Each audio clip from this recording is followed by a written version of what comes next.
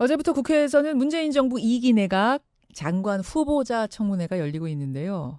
아마도 클라이막스는 오늘이 될 것 같습니다. 김현철 통일부 장관 후보자 청문회. 자유한국당에서는 낙마 1순위로 이 김현철 후보자를 꼽고 있습니다. 여기에 대해서 민주당에서는 청문위원 선수 교체를 할 정도로 적극적인 방어를 준비하고 있다는데요.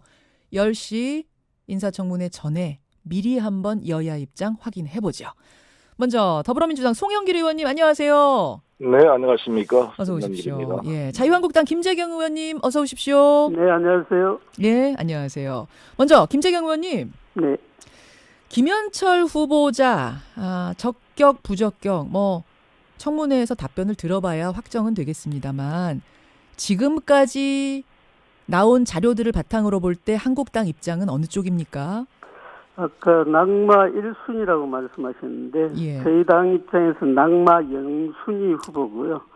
이제 청문회를 하는 이유는 자질 그리고 도덕성 이 두 가지가 아니겠습니까? 그런데 알려진 바처럼 이게 장관 후보자로서의 인격이 의심될 만한 그런 아주 질 낮은 발언들. 그다음에 이제 우리 보수 진영에서 볼 때는 이념적으로도 너무 편향이 되어 있다 이렇게 보고 있는 거고요. 그리고 또 하나 문제는 이 이제 금융거래라든지 부동산 거래 실명제를 하고 있고 그거 위반하는 거 우리가 국민들 정서상 굉장히 중한 범죄로 이제 보고 있음에도 불구하고 지금 이제 처제 명의로 두 건의 부동산 거래를 하고 그와 연관해 가지고 이제 무슨 세금 탈루된 이런 의혹이 상당히 명백히 보이는데도 민주당은 그 처제의 정인 신청을 당론으로 거부를 했어요.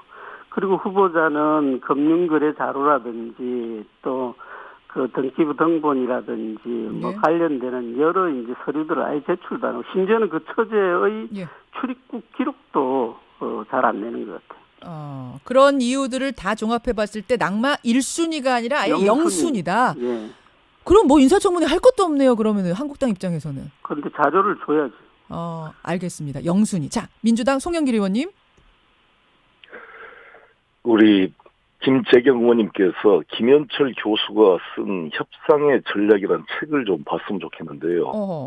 저는 이 책을 읽어보고 이 정도 내공이 있는 사람을 참 구하기 어렵다 이런 생각이 들었습니다. 쿠바 미사일 위기를 비롯해서 항상 우리 조갑제치를 비롯한 보수 논객이 단골로 이야기하고 있는 챔벌린 영국 수상의 뮌헨 협정에 대한 분석부터 시작해서 정말 이렇게 공부가 돼 있는 사람을 제가 보기가 힘들었습니다. 저도 공부를 좋아해서 웬만한 책은 다 읽어보는데 그 협상의 전략이라는 책을 읽어보고 또 김현철 교수가 그동안 해왔던 여러 가지의 그 철학과 생각을 보면 저는 대한민국 장관 중에 이 정도 실력을 갖춘 장관 찾기 쉽지 않다 이렇게 생각합니다. 그러니까 실력과 전문성 면에서 봤을 때 적격 적임자다라는 게 민주당의 판단. 자, 그러면 이제 총평은 들었어요. 총평은 들었으니까 오늘 인사청문회에서 제기될 문제들 중에 쟁점 부분을 시간 닿는 데까지 몇 개만 좀 짚어보겠습니다. 우선 한국당의 김재경 의원님. 지금 쭉 여러 가지 말씀하셨는데 그것들 중에서도 가장 문제가 되는 부분 어떤 겁니까? 그러니까 저는 송영길 의원은 굉장히 신뢰합니다. 그래서 송 교수가 송 의원이 그 김현철 후보자를 이렇게 실력 면에서 높이 평가하는 거는 저도 받아들이고 싶은데 문제는 이제 우리가 머릿속에 생각이 아무리 우아하고 수준이 높다 하더라도 그걸 이제 표현하는 방법이 아주 거칠거나 그게 품격이 맞지 않으면 문제가 되지 않겠어요. 그래서 이제 이 후보자 한 말을 보면 김종인 전 대표에 대해서는 박근혜가 씹다 보니 껌이라 그러고 추미애 대표에 대해서는 감염된 좀비 심지어는 우리 대통령이 야당 후보일 때 천안함 그 오죽이 참 군복 입고 갔는데 군복 입고 쇼하냐 정신 좀 차려라 이런 취지로 마구 이제 이렇게 막 이야기를 한단 말이에요. 그럼 혼자만 사는 그런 자연인 같은 모르겠는데 우리 국가의 운명을 책임지고 국민들의 어떤 그런 그 마음과 정서를 어루만져야 될 장관 후보자가 머릿속에 아무리 우아한 생각과 정책이 들어있다 한들 이런 식으로 표현을 한다면 이게 장관으로서 자질이 있겠냐 그런 이제 측면이 하나 있고요. 자, 첫 번째 하나하나 좀 가자. 하나하나. 말씀드릴게요. 예, 의원님. 우선 이제 막말이 제일 문제다. 아무리 실력이 있다기로서니 표현이 군복 입고 쇼하냐, 뭐 좀비냐, 박근혜 전 대통령이 씹다 버린 껌이냐 이런 표현들 문제다. 송 의원님. 그런 표현에 대해서는 본인도 유감을 표명했고 사실 그 교수들이나 언론인들 또 자유로운 영혼들이 사실 그 이런 인터넷 SNS 상에서 예. 그런 의사를 표명하는 경우가 많이 있습니다. 물론 그것은 뭐 적절한 건 아니지만 또 이것은 뭐 공직자의 신분에서 했던 발언이 아닌 만큼 교수로서 여야를 불문하고 자신의 어떤 입장을 좀 더 강하게 표현하는 데서 나온 어떤 실수라고 생각이 들고 본인도 그에 대해서 유감을 표명한 바 있습니다. 그리고 이제 중요한 것은 그것 이외에 논란이 됐던 게 박광작 씨 그 피살 사건을 통과 의례로 표현해서 마치 이것은 뭐 그냥 대충 북의 입장을 옹호하는 거 아니냐 이런 오해와 또한 오이사 조치가 이 천안함과 상관없이 이걸 해제해야 되느냐 이 논란 아니겠습니까? 제가 잠깐 그건 설명을 좀 하고 갈게요. 이것도 이제 막말 논란과 다 있는 건데 2008년에 고 관광객 박광자 씨가 북한군 총애에 맞아서 피격된 사건을 두고 금강산 관광의 통과 의례다라고 김현철 당시 교수가 언급했던 게 있습니다. 이 부분 지금 말씀하시는 거예요? 네. 예. 이 말씀을 드리면 이것은 사실 한겨레 20일에서 가상 뉴스를 하는데 쓴 내용이고요. 실제 그 일종의 악마의 편집이 있다고 생각이 드는데, 그 어차피란 말은 쓰지도 않고 밑에 쓴 걸 갖다 붙여서 어차피 통과 의례다 이런 식으로 좀 왜곡한 면이 있고요.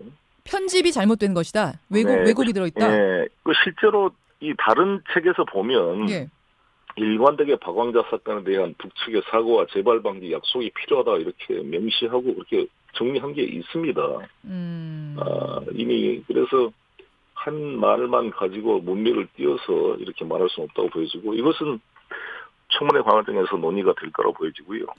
실제 박광자 씨가 돌아가시게 된 게 그 주성하라고 탈북 그 기자, 동아일보 기자, 북한 전문가죠. 이분이 쓴 글을 보면 당시 19살 먹은 여성이 2년차 초급 병사랍니다. 그게 새벽 5시에 그 박광자 씨가 그 경계 지역에 들어오니까 안 움직이면 쏜다. 알겠습니다. 이 부분은 뭐 오늘 하는 거 아니겠어요? 그러니까 아무튼 이런 문제에 대해서 김정은 위원장이 현정은 회장을 만들어서 유감 표명을 하고 재발 방지 약속을 한 바도 있는데 우리 정부에서는 공식 기관의 헌금이 아니기 때문에 인정할 수 없다 이렇게 좀 소극적 자세를 보였죠. 자, 송 의원님, 그러면 그 막말 부분에 대해서는 인사 검증할 때도 다 검증이 된 건데 이 정도면 오케이다라고 된 건가요? 아니면 놓친 건가요? 이 SNS의 표현들은 다 본 겁니까? 다 봤겠죠. 그런 내용들은 뭐 자세히 그런 청와대 측의 얘기는 못 들어봤으니까요. 그런데 아무튼 저희 국회에서 오늘 인사청문회를 통해서 본인의 이야기를 들어보면 그 문맥이 이해가 되지 않을까 생각합니다. 알겠습니다. 한국당 입장이요? 네, 송 의원님이 오늘 시간 끌기로 우리의 공격을 갖다 사전 봉쇄를 하는 것 같아요. 어쨌든 이 종전 선언되면 유엔사는 해체해야 된다. 사드 배치는 나라가 망하는 거다. 그다음에 김정은 젊은 지도자가 합리적인 판단을 하는데 역할을 했다. 그러면 이제 오이사 조치하고 상관없이 제재 풀어야 된다. 이런 이제 이념 편향적인 발언도 많은데 금방 이제 송 의원님께서 말씀을 하셨는데 자유로운 영혼일 때 무슨 욕도 하고 이럴 수 있는 거 아니냐 이런 말씀이신데 저는 거기 동의할 수 없는 게 청문회를 하는 게 이게 이제 장관이 하늘에서 그날 갑자기 뚝 떨어지는 게 아니잖아요. 그 왜 청문회를 하느냐. 지금까지 네가 해온 말과 행적을 쭉 우리가 한번 보겠다. 그래 그걸 통해서 당신이 장관으로서 능력이 있는 건지 그리고 이제 그 도덕성에 흠결은 없는 건지 이걸 이제 보겠다는 거거든. 근데 옛날에 거는 그래 공직자 아닐 때 어떤 말을 해도 우리가 관용하겠다 이제 이런 취지는 아니잖아요. 그리고 공부를 쭉 열심히 해온 사람이 앞으로도 열심히 할 가능성이 있는 것이지 오늘까지 공부 하나도 안 하다가 난 내일부터 열심히 할게 그런 사람이 공부 잘합니까? 그건 아니거든. 근데 김 의원님 이 점에 대해서는 김현철 후보자가 미리 얘기한 게 있더라고요. 스스로 반성하고 있고 법적인 문제가 아니기 때문에 이거는 이제 낙마가 아니다라는 의견들이 여당에서 많이 나오고 있거든요. 그거 어떻게 생각하세요?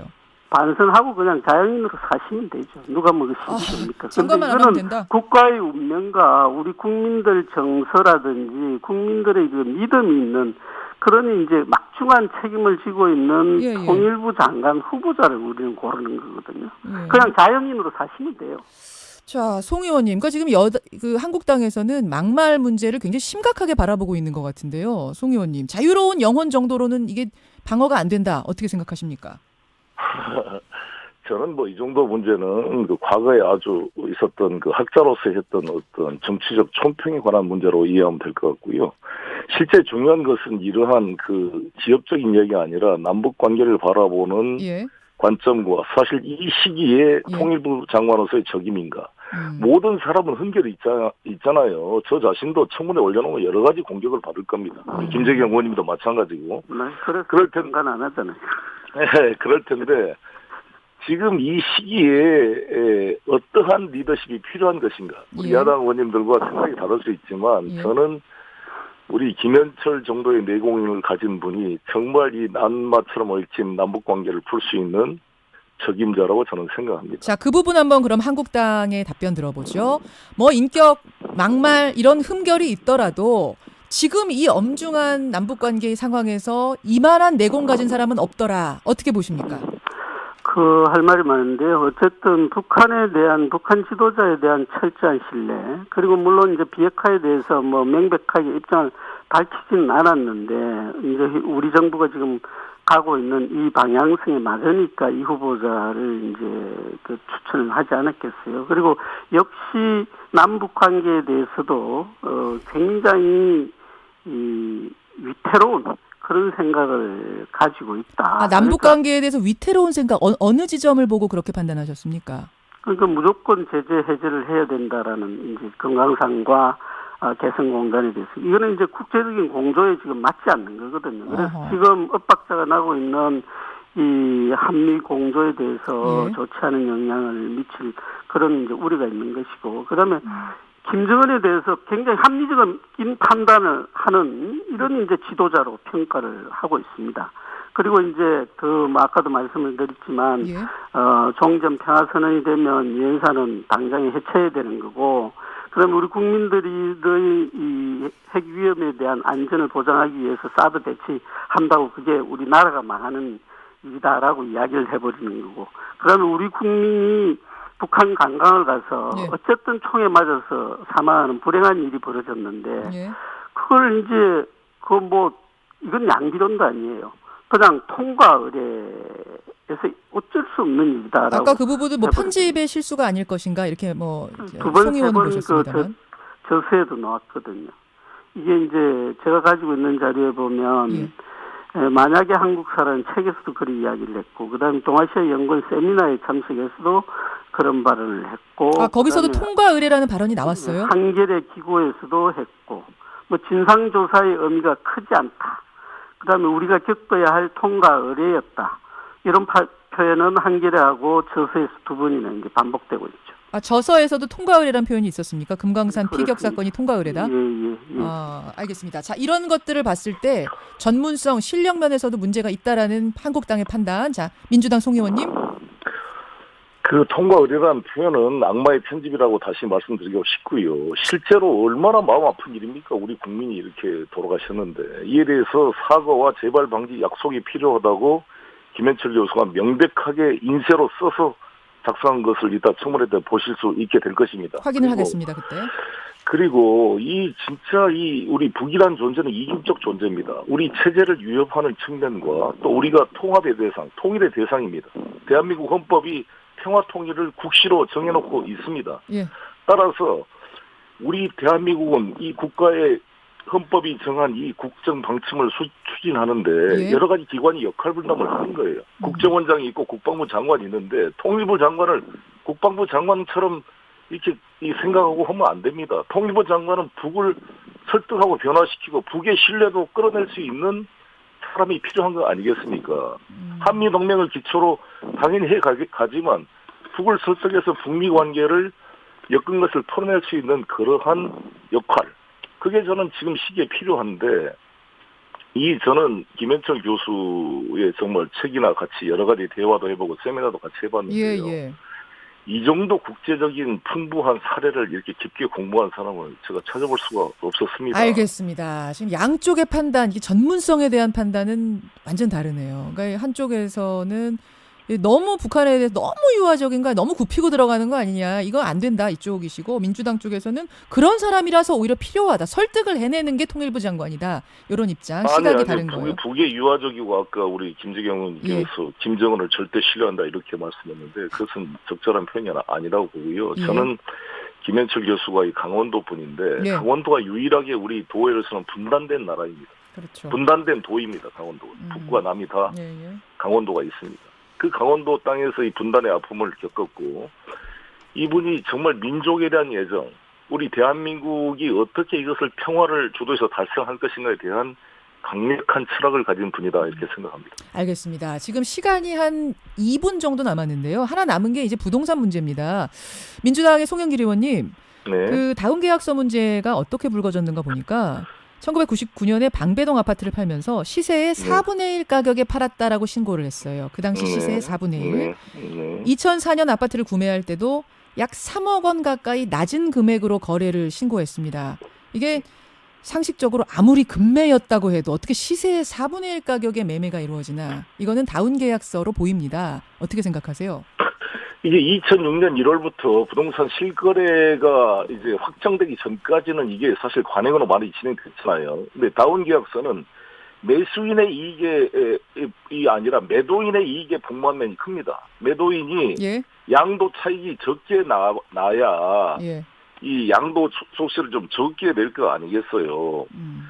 그러니까 비싸게 팔았다 그러면 양도 차익이 많이 남으니까 양도 소득세를 많이 내야 돼요. 매도인이. 매수인 입장에서는 그것을 다운이로든 업계약을 해야 나중에 또 투기로 팔아먹으려면 양도 소득세를 적게 내지 않겠습니까? 그래서 저는 보통 다운 계약서를 할 때는 매도인의 이익이 반영되는 경우가 많습니다. 거기 부동산 중개업소에서. 근데 저희가 김현철 후보자 얘기 들어보니까 자기도 이번에 알았다는 거 아닙니까? 이 내용을. 아, 몰랐다 이렇게 신고된 걸? 그렇죠. 부동산 업자한테 다 맡겨서 그걸 했기 때문에. 아, 근데 보통 다운 계약서 문제가 불거지면 후보자들이 다 그래요. 자기는 몰랐다고.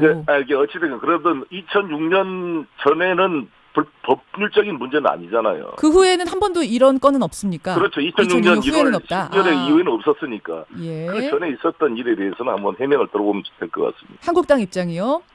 우리는 뭐 다운 계약서 정도는 아예 눈여겨보지도 않습니다. 자기 처제 명의로 금융 거래를 하고 그런 부동산을 사고 판 이 부분이 위법의 정도 훨씬 중하기 때문에 실명제 어긴 거.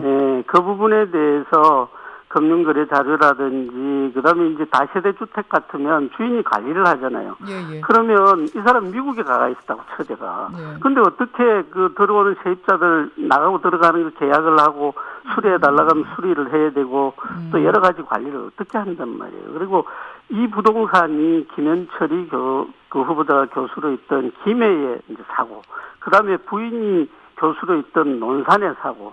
처제가 왜 해필이면 그런 데다가 산단 말입니까? 그리고 아무런 금융거래 자료, 그 다음에 부동산 계약서라든지 관련되는 자료 내지 않고 있어요. 정인 나오라니까 아예 나오질 않는 거예요. 자, 알겠습니다. 그 문제에 대해서는 무슨 투기를 하려고 할 데가 없어 김해 논산에 하겠습니까? 지방에다가. 그러니까 그것은 그 처제가 실제로 유학을 가기 위해서 비용을 마련하기 위해서 자기는 집을 이제 미국으로 가니까 필요 없으니까 그 집을 어디다 좀 맡겨놓고 거기서 임대 소득이 나오면 그게 아니고 그걸로 쓰겠다는 거 가는 해 이걸 샀다니까 김해 아파트. 자, 제가 잠깐 교수가 서울 올라올 때 팔고 올라왔다니까. 청문회에서 검증을 해보죠. 제가 잠깐 끼어들겠습니다. 이제 여러분들이 청취자들이 지금 들으시면서 이게 쟁점이구나, 이게 오늘 뜨거운 부분이구나, 이게 오늘 내가 잘 들어야 되는 부분이구나라고 감을 잡으셨을 거예요. 김현철 후보자가 잠시 후 10시부터 이 지금 나온 쟁점들에 대해 뭐라고 답변을 하는지 여러분 듣고 적격인가 부적격인가 판단을 하시면 되겠습니다. 오늘 두 분의 의원님 고맙습니다. 감사합니다. 감사합니다. 미리 보는 인사청문회 더불어민주당 송영길 의원, 자유한국당 김재경 의원이었습니다. 김현철 김현정의 뉴스쇼는 청취자 여러분의 참여로 이루어집니다. 트위터, 페이스북, 레인보우 게시판, 그리고 단문 50원, 장문 100원의 유료 문자 샵 1212, 우물정 1212 통해 참여하실 수 있습니다. 김현정의 뉴스쇼, 여러분과 함께 만듭니다.